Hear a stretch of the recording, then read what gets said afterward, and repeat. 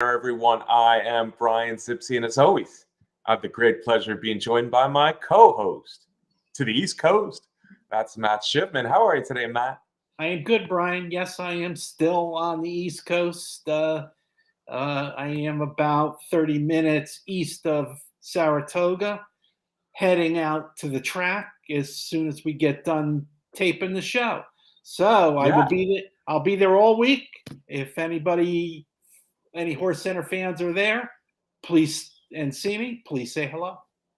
Matt, I wanted to wish you a happy opening day, but you pretty much did all that right there.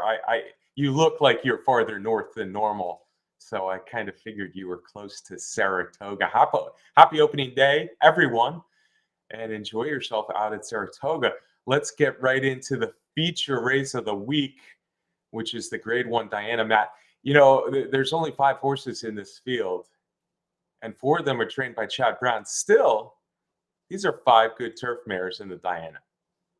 They are, Brian. I don't know. I thought they maybe had changed the name of the stake to the Brown Stakes, but I guess not quite yet because Chad has 7 wins in the Diana already. 6 of the last 7 years he's had winners, and he's had winners with some awfully, awfully nice horses.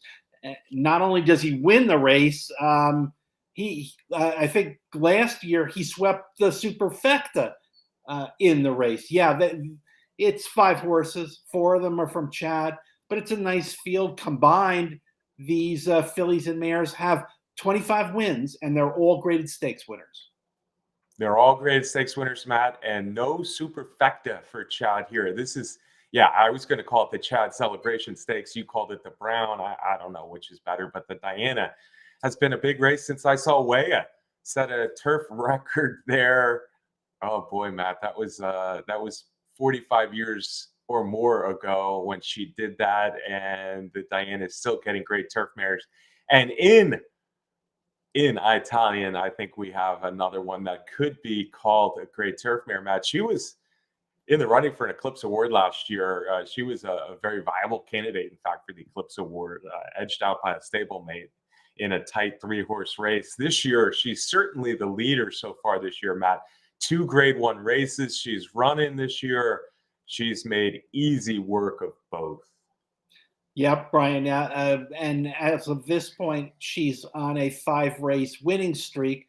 That winning streak goes back to last year when she won the Diana. So in Italian is looking to go back to back in Diana for Chad Brown, as Sister Charlie did a few years ago. 11 starts for in Italian, never off the board, almost $2 million in earnings. I guess the only question I have is she does not really have much in her past performances for a turf course that is soft or maybe even more. Not sure what the weather's going to do. Probably there will be some rain before Saturday, though. Yeah, that's true, Matt. And that's the one thing I thought about too as I was looking at this race, because even though the other 4 are very good turf mares, certainly in Italian will be a heavy favorite, and she seems to stand over this field. She doesn't have that winning streak that you mentioned to worry about, though. She was beaten last year, of course, in the Breeders' Cup Filly and Mare Turf. She ran a very good second that day. So she's had 5 straight Grade One races, 4 wins, and a very good second. She's coming off a 2-race winning streak. The just a game last time at Belmont was very impressive, and the Jenny Wiley before that at Keeneland. She goes a little farther, but she's been a 1.8 miles, as we saw in the Diana last year and the Breeders' Cup Filly and Mare Turf last year as well. Certainly the horse to beat in here. But yeah, you look, there's a lot of firm turf on her resume, although she is out of one of the top stallions, Dubawi, who's an Irish bred, and Irish breeding usually handles wet turf. So probably not all that scary there either. She's the controlling speed in the race. Actually, the horse with the second most speed is probably the second choice, and another one of the Brown fillies. Her name is Market Segmentation Match. She could be a new up-and-coming turf star for Brown. She's done little wrong in her career as well. Yeah, that's for sure. Not nearly as experienced, but 7 starts, 5 wins, a second and a third. Last time got a Grade 1 victory in New York, and also was a Grade 3 winner in the Bogey. Yeah, definitely an up and comer for Chad, who's done very little wrong in her career so far. Yeah, and fans of American Pharoah will be rooting for Market Segmentation, a daughter of American Pharoah. Now, in the New York, that Grade 1 win where she stepped up to the top class, we should mention that in the mile-and-a-quarter race, there was no pace, and she got a very easy lead. She beat some nice mares in there, but the pace was all her own way. This time, she'll have to chase in Italian. As we look at our time form US pace projector, Matt, there she is, of course, in Italian on the early lead. Market Segmentation, the closest to her. The other two have some speed, or the next two have some speed, or at least tactical speed. Fev Rover and White Beam. And there you see Fluffy, easy for me to say, Fluffy Socks with very little early speed in the back of the pack. Matt, looking at the Diana, I think the story is Chad Brown. The story is in Italian. But I look at this Mark Cassie filly on the rail, Fev Rover, and there's actually a lot to like. She ran against good horses overseas. She ran in Group 1 races in Europe. She ran against the males. She was very competitive against some top horses in Europe. She came over last year for Mark Cassie and had a pretty good season, a short season in Canada, but she showed some real potential. Her debut, her seasonal debut, was a bomb this recently up at Woodbine. Yeah, been running up in Woodbine since coming overseas and joining the barn of Mark Cassie. You mentioned the last win, which came in Grade 2 Nassau Stakes last year. Ran a really good race in the EP Taylor, which is a Grade 1, and finished third, and also had a Grade 2 victory in the Canadian. So another one. I mean, I guess we could say it about all these. They have done very little wrong, and she's done very little wrong up in Canada for Cassie. Yeah, and to tell you the truth, why I said there's going to be no superfecta here for Chad Brown is because she is the one that I really like second best. And maybe the biggest reason, I see a lot of class there, as I mentioned, but the biggest reason, in fact, she beat Moira by over 4 lengths, Canada's Horse of the Year in the last race. But the biggest reason is the turf. With rain expected today, tomorrow, Saturday, Sunday at Saratoga, on and off, this turf course, as Matt alluded to before, will not be firm. Fev Rover likes wet turf, and we saw it last time. She's an Irish bred, and if the turf is off, that only favors her chances to possibly pull off a shocker over in a time. The other two, Fluffy Socks, finally broke through with a graded stakes win. It had been over a year and a half. She had run nothing but good races in between, but they were all losses until she won last time nicely at Churchill Downs. Yeah, lots of top 3 finishes last year, as you mentioned, and got a victory in the Distaff Turf Mile to put a win in Fluffy Socks's stats, which again are pretty good for this 5-year-old. In 18 starts, has only been out of the top 3 4 times. So again, another one of these horses that it's hard to say anything bad about, but maybe just a touch below in class from Fev Rover in Italian Market Segmentation. Yeah, I kind of feel that way about all three, the other 3 brown horses. They all have just a little bit to prove here in a Grade 1, even though Market Segmentation is coming off a Grade 1 win. Fluffy Socks, I think, is up against it here because of the lack of pace or only one true speed horse in a 5-horse field. That makes it tough for the horse who will be lost early. And what we said about Market Segmentation as a budding new turf star for Chad Brown, we might be able to say the same for White Beam, although I think she really still has to prove herself. She's a Juddmonte homebred, good record in Europe, although not against the best. Came over with 2 solid efforts here. Yeah, but I agree, Brian. She does have a lot to prove to be mentioned in the same breath, the same quality of in Italian, Favrover, even market segmentation. Did get a win in a Grade 3 in the Gallarette since coming over, and was also second in an overnight stake at Aqueduct. Yeah, she looked good Preakness weekend at Pimlico, winning that Gallarette, but now she takes a big step forward, and this is a very very tough race, Matt. And the reason it's a very very tough race is because of this mare. If you're watching, you can see that our cover girl this week is in Italian, Matt, and that kind of moves us forward. I don't think either of us are going to dare pick against in Italian here, although I will be betting Fed Rover with her. But that brings us to our Saratoga preview portion of the show. And the first question I have for you, sir, let's see if we can get that up on the screen. There it is. Is this 5-year-old daughter of Dubawi in Italian the best turf horse in America as she heads into the Diana opening weekend at Saratoga? Well, yeah, Brian, and this is our way of kind of preview of Saratoga, and one of the great things about Saratoga is that so many top quality horses show up, and so many divisional races, are influenced by all of the Grade 1s that are run at Saratoga. So, we're taking a little peek at some of them. Is in Italian the best turf horse in America as a female? Well, the male side of the turf scene has been pretty wide open up till recently, when the Todd Pletcher runner, Up to the Mark, has won 2 big races in style. Yeah, Up to the Mark has been fantastic. So I'm going to say no to this question. Is in Italian the best turf horse in America? However, she can come really close to an early clinching of an Eclipse Award if she wins her 3rd Grade 1 race of the season already.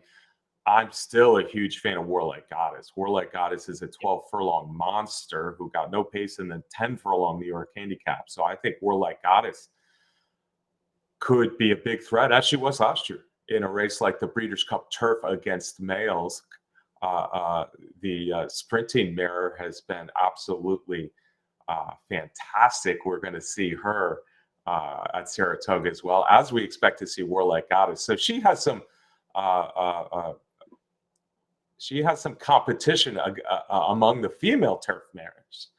She's probably the best. But yeah, my answer to that question is Up to the Mark is the best turf horse in America right now, and his races at Churchill Downs and Belmont recently, Grade 1 affairs where he just dominated, makes me answer no to that question. All right, Matt, next on the Saratoga preview side of things, I think is the one that everybody's waiting for, and that's the Travers. You say what you will about this 3-year-old crop, and I'm still a little heartbroken that Two Phils is no longer with us as far as this 3-year-old crop. He's, of course, retired with an injury, and I thought he might very well be becoming the best. But say what you will about this crop, we could be having one of those Travers with 10 graded stakes horses, 10 graded stakes winners, a wide open race that includes 3 Triple Crown series winners, and probably the horse that most people think is the best in Forte. So our question here, Matt, for you is, will Forte regain his spot as the top 3-year-old male at Saratoga, and specifically the Travers? Well, let me begin my response to that by saying I'm not sure that I knew that Forte lost the top spot. And I guess, there are 3 horses that won the Triple Crown races, and Forte wasn't one of them. But he did win the Florida Derby. He was the leader heading into those races. I don't know, if we do body of work, etc. I think Forte is certainly still right up there with them. We have to mention Arcangelo's Belmont win, and Mage's Kentucky Derby win, and National Treasure's Preakness win. certainly along with the slew of Brad Cox 3-year-olds, which ones of them are going to be able to come back and distinguish themselves in the second half of the year? Oh, it's shaping up as a very, very interesting Travers, Matt. Forte will have to be at his best. He won at Saratoga last year, so we know he can handle this track. He won the Hopeful last year at Saratoga. I do think he has temporarily lost his spot because I think if the season ended today, he would not be voted 3-year-old champion. That's even up for debate, but I think not winning any of the 3 Triple Crown races, he only ran in one, and he was a good second in that one. But not winning any of the 3, I think he has still more to prove this year. And if he wants to win an Eclipse Award, that could well be decided in the Travers. The Breeders' Cup Classic, of course, will have something to say. But the Travers, let's just lay this out a little bit. The Travers could have all 3 winners of the 3 Triple Crown races: Mage, National Treasure, Arcangelo.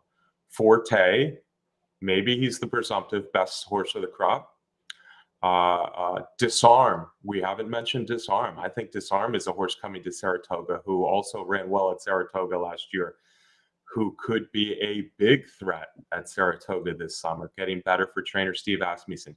You mentioned the Cox horses. Maybe Angel of Empire is still regarded as the best. He ran another good race. Hit Show and some up and coming Cox horses, absolutely. Blazing Sevens missed the Preakness by a very little bit. You know, if I had to pick one horse to win the Travers right now, Matt, you know who it would be? Let's hear it. It would be Arcangelo. I love the way he's bounced back from his Belmont win for trainer Jenna Anatucci, and he's looking like a horse who's still getting better, coming off those Peter Pan and Belmont Stakes wins. How about you? If you had to pick one horse for a crazy look, we haven't even talked about Baffert yet. Arabian Night coming back, reincarnate. How good may Go Rocket Ride be? I'm already getting excited about the Travers, man. Who would be your pick right now? You know, and with this 3-year-old crop that I think was maligned a lot earlier out when we were still on the Derby Trail, I mean, has turned into a crop that has a lot of very, very nice horses. Maybe not a superstar, but it's a good crop and a big field in the Travers. And we got the Haskell coming. There's still a lot of big races in there. I don't know. For me, I still think Forte is the horse to beat as the division champion. As the division champion, and I guess that means you're thinking as the horse to beat for the Travers. But yeah, that's right. We haven't seen the Haskell, which is next week, or the Jim Dandy, which is coming soon after that. So those are some big races, and both look to have really strong fields as preparatory races for the Travers, which of course is later in the meet. Going to be an interesting 3-year-old season. We talked about the best turf horses in the country that we'll see at Saratoga. We talked about the best 3-year-olds in the country that we'll see at Saratoga. Now let's talk about the best horse in America, Matt. Trainer Bill Mott is loaded this year. He's had some great horses over the years, but you look at the stable of horses he has right now, horses like Art Collector, Warlike Goddess, Elite Power, and of course, the horse I was referring to as the best horse in America, Matt, Cody's Wish. We're going to see something different from Cody's Wish. Cody's Wish was pointed to the Breeders' Cup Dirt Mile last year. He passed that test. It wasn't easy, but he passed that test. This horse, I want to say he's 7 for 7 at the 1 mile distance.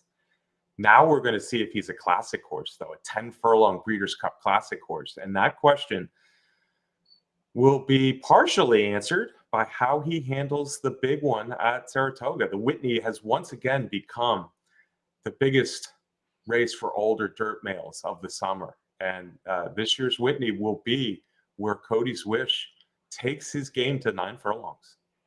Yeah, and our question is Cody's Wish a lock in the Whitney? First, Brian, you know, we're talking about the older male dirt division, horses going long, and maybe the 1 turn mile a la Cody's Wish.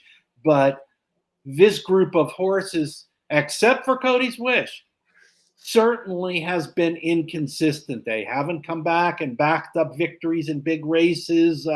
And we've talked about it a good bit already this year on Horse Center. Cody's Wish is at the top of the division, is the top horse in the polls in all divisions because of the fact that he wins and he keeps on winning and he keeps on winning. But there is that question of going 2 turns and stretching out in distance in the Whitney. My feeling is he'll handle it. Yeah, yeah. I think there's a good chance he'll handle it, Matt, and he's the horse to beat in the Whitney. But if I'm just going to answer this short question, the answer is no, because he does have a new set of things to handle here. Saratoga 9 furlongs, and 9 furlongs. People forget that going longer, especially at a distance like 9 furlongs, speed can be tougher than it can be going shorter. And there are some dangerous horses who have some speed. We don't know what the Whitney field will look like yet in a few weeks to face Cody's Wish, but I'm sure there are going to be some very good horses in this big $1 million, 7-figure grade 1 race. So he won't have it easy. Maybe from his own stablemate. Art Collector loves Saratoga. They're different ownership, so I imagine Art Collector, that would be a race that Art Collector would be on his radar. West Will Power looked really good at Ellis Park, winning that big race in the Foster. He's another horse with a high turn of speed who could be very dangerous. We'll get some other good ones in there. Charge It, Zandon. It'll be a real test for Cody's Wish. Having said all that, I saw something different from Cody's Wish in the Met Mile, Matt. He looked a little bit like Zenyatta. He just rolled right up to the field heading into the stretch on that far turn. And by the time they hit the far turn, you knew he was going to blow by the field in the Met Mile, and he sure did. Cody's Wish is only getting better. He's got 4 straight grade 1 wins over the last 10, 11 months, but he's only getting better. And I can't wait to see Cody's Wish in the Whitney. Matt, we have one more question for our Saratoga preview, and we could have added so many more. Elite Power's another one. I want to see what he does in a couple big sprints at Saratoga this summer for trainer Bill Mott. Maple Leaf Mel, a really super 3-year-old filly, New York bred filly, has looked so good to begin her career. She'll get tested, pun intended there, Yes. because the test is coming, and that will be a big test for Maple Leaf Mel. But the other, one of the divisions that everybody follows and everybody loves to follow, I think is starting to get dominated by Clariere. So the first question, let's just ask the question this time, and I'll let you talk more here because I've been doing too much talking. Can any dirt females challenge Clariere?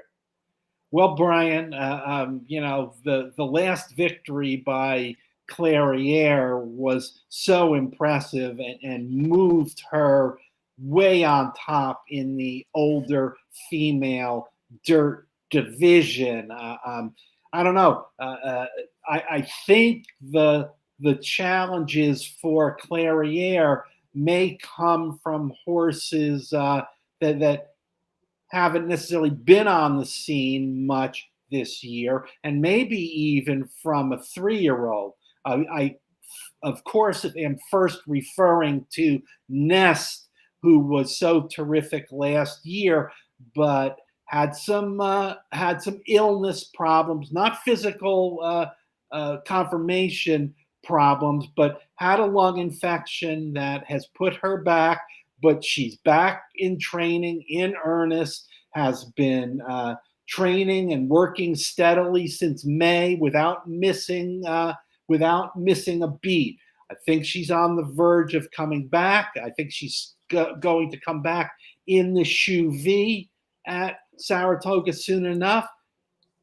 Maybe she's the leading challenger for Clariere. I don't know. I kind of feel like we've seen the best from Secret Oath from Dwayne Lucas. Yeah, Secret Oath is she's run so much over the last 2 years, and she's kind of in and out. Right now, she looks out. So yeah, Secret Oath. It's hard to consider her a big challenger, although she did beat Clariere earlier this year. And it's funny because I feel exactly the same way. The last race by Clariere kind of put me over the top on her, as she's even better now as a 5-year-old, and she's going to be awfully tough to beat the rest of this season. And hence we have this question: can any dirt females challenge Clariere? But let's not forget, she was all out to win that race. Now, I think she overcame everything to do it and win that race at Belmont, the Ogden Phipps, but it wasn't easy. So it might not be easy as we move along. I think you hit the nail on the head, though. How good will Nest be returning? Because she was a fantastic 3-year-old. She was fantastic at Saratoga last year. She was beaten by the older mares in the Breeders' Cup, though, and she's been off ever since. So we need to see what Nest can do coming up soon in the Shoe V, and that'll set up a meeting with Clariere later in the meet in personal ensign. I want to like some 3-year-olds. Pretty Mischievous leads the list right now, and there's some up and comers. Maybe Wet Paint can get it going again. Hoosier Phillies on the upswing again, but I just don't see any of those 3-year-old fillies as legitimate challengers to Clariere yet. Do you? No, I don't really, and I'm not sure if the trainers of those horses are going to be ready to jump in against older females until possibly later in the year, until possibly in the Breeders' Cup Distaff. Oh, absolutely. Yeah, I wouldn't want to see any of the leading 3-year-old candidates try Clariere anytime soon. Maybe even as soon as the Beldame. I just don't think they're ready for that. And the Breeders' Cup Distaff would be the place. However, I'm just going to throw this out there. I think Clariere can run all day. And as good as she's going, and with the potential question of Cody's Wish at 10 furlongs, Clariere could really be a horse that I could bet in the Breeders' Cup Classic at 10 furlongs. I don't think she'll go there. I think she's come so close in the distaff at 9 furlongs the last 2 years that that's where she'll be headed.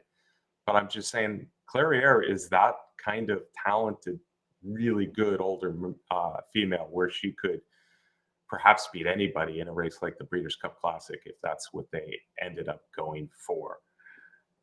Like we said, we're excited about Saratoga. Today's opening day. We're taping this Thursday morning. So the Schuylerville Stakes, a loaded field, by the way, an interesting betting race, 11 in today's Schuylerville. Matt will be there. Have fun, Matt, at Saratoga. And stay dry. It's good. It looks like the rain is coming. Maybe a little bit every day. So good luck with that. But before we go, let me get a parting shot from you, my friend. Yeah, thanks, Brian. Hey, Brian, I really like those four question format that we came up with. Something new on Horse Center. Who says you can't teach an old whatever new tricks, fill in the blank for Zipsy and I? But lots going on at Saratoga. I want to thank everybody for watching this show week after week. Hey, Matt, help me out. I feel silly, and it's still, I know it starts with a C, and I'm just flabbergasted that I couldn't remember the great sprinting turf filly's name when we were talking about horses coming to Saratoga. What's her name? Oh, boy. We are old dogs. What you said is true. Yes. Caravelli. What? Caravel? Caravel. That's her name. Man, just a total brain freeze. She's been absolutely spectacular. Right. She'll be another one. Almost all the great horses in America are headed to Saratoga at some point this summer. Del Mar gets some too, but this year especially, it looks like Saratoga is going to host a great bunch of horses. So that's exciting. Next week, we got the Haskell to look forward to, Matt. Monmouth Park, big one at the Haskell. We talked about it a little bit already, so we'll be focusing on Monmouth next week. But this week's all about Saratoga. Enjoy, folks. Thanks to, of course, Candace Curtis in the home office for our race graphics this week. Derby Wars, the best contest site out there. Timeform US for the Diana pace projection, although that was pretty easy enough with In Italian on the lead and see if anybody could catch her. But we appreciate it, Timeform US. And of course, we appreciate all of you. Subscribe, turn on those notifications, comment for us. We love you watching every week here on Horse Center. We'll see you next week, talking Haskell. Until then.